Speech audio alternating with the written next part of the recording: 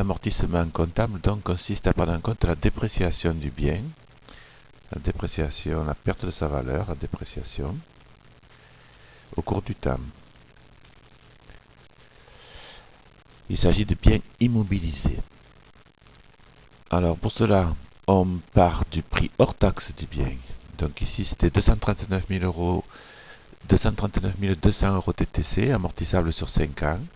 On divise 239 200 par 1,196 pour trouver, c'est-à-dire 1 plus le taux TVA, pour trouver la valeur hors taxe, 200 000 euros.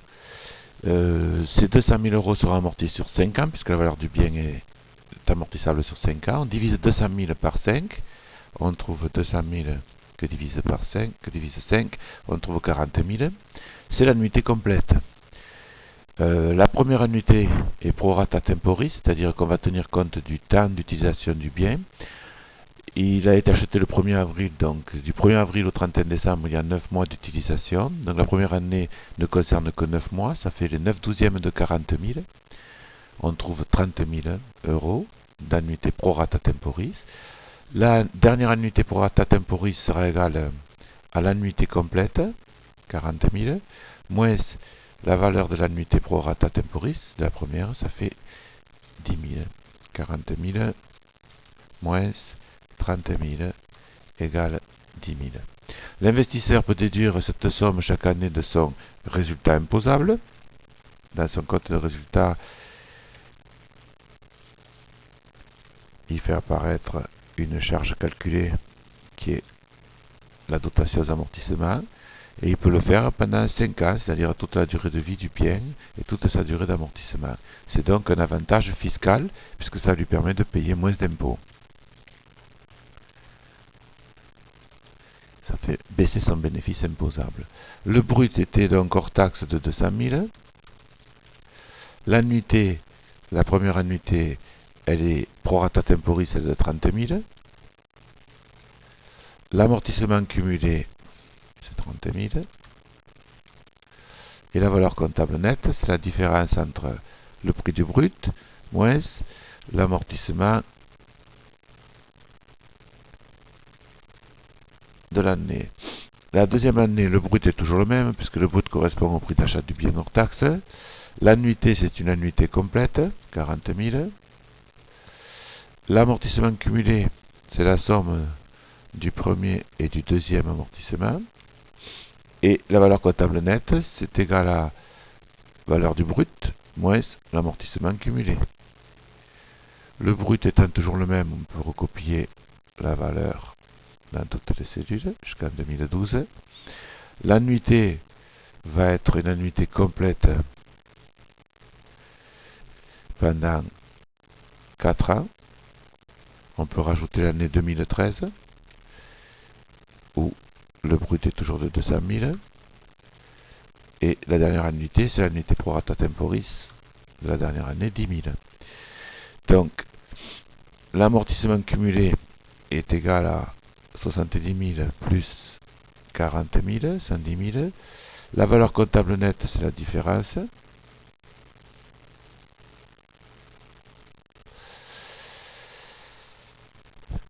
Et on a ce calcul jusqu'à la fin.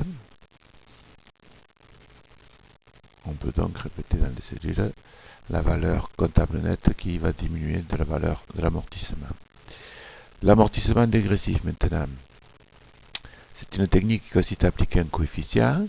Si le bien est amorti sur 3 ou 4 ans, le coefficient de 1,25, on multiplie le taux d'amortissement linéaire par 1,25. Si le bien dure 5 ou 6 ans, on a un coefficient de 1,75. C'est le cas ici, puisqu'on fait un amortissement sur 5 ans, on va multiplier par 1,75 le taux. Donc, sur 5 ans, le taux est de 1 cinquième, 20% en linéaire. On passe, en appliquant le coefficient dégressif de 1,75 à un taux de 35%, qui est plus favorable, puisqu'on va calculer une dotation plus importante. On calcule l'annuité 30%, 35% de 200 000 euros, ça fait 70 000 euros la première annuité, au lieu de 40 000. Si le bien est acheté le 1er janvier, donc on a changé, le bien n'est pas acquis le 1er avril mais le 1er janvier dans ce cas-là. L'amortissement cumulé est de 70 000, la valeur nette 130 000. L'année suivante, on continue à appliquer 35%, mais sur la valeur résiduelle, c'est-à-dire sur 130 000, la valeur nette comptable, ce qui fait une annuité de 45 500, l'amortissement cumulé de 115 500, la valeur comptable nette de 84 500. La troisième année, c'est toujours un taux de 35% de dégressif, mais le taux linéaire, puisqu'il reste plus que 3 ans, est de 33%, il se rapproche du taux dégressif. On applique toujours le taux dégressif sur la valeur résiduelle, c'est-à-dire 84 500. Alors, 84 500 que multiplie 35% égale, alors, il faut le calculer, 35% de 84 500,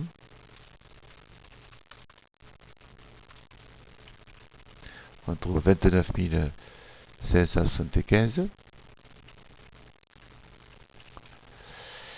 L'amortissement cumulé, eh bien, il va falloir ajouter ces 29 575